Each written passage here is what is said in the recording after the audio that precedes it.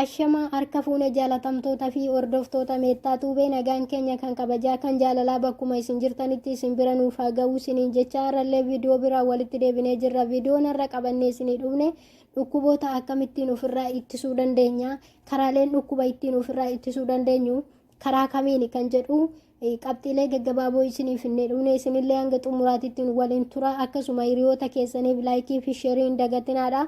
Jalqaba irratti namoonni yuutuubii keenya faaraa taatan sabiskiraayib gochuun gara maatii keenyatti dabalama nu jajjabeessaa isiniin jecha.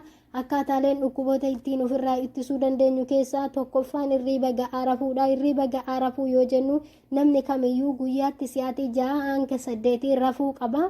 Lammaffaa sochii qaamaa taasisuudha. Sochii qaamaa torbee keessatti guyyaa 4 sochii qaamaa taasisuu qabna. Yeroo sochii qaamaa taasifnu daqiiqaa 30 oliif taasisuu qabna jechuudha.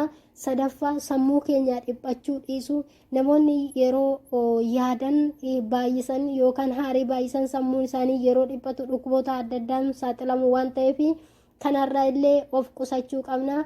Arfaffaa nyaata kuduraa fi muduraan itti baay'ate sirriitti soorachuudha. Shanaffaa tasuma tamboo fi kanneen tamboo fakkaatan xuuxurraa bilisa ta'uudha. Ja'affaan alkoolii dhuguu dhiisuu. Yoo alkoolii dhugna ta'e immoo xiqqeessinee dhuguu qabna. Torbaffaa dhukkuboota kanneen akka sukkaaraa fi kana fakkaatan yoo namoonni dhukkubsatan jiraatan qorichi isaaniif kennamee fi sa'aatii fi akkasuma ajaja isaa eeganii fudhachuun dirqama jechuudha.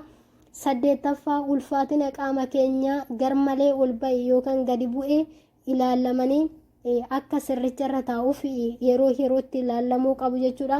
Kanaafi kan kana fakkaataniin dhukkuboota ofirraa ittisuun baay'ee nama fayyada.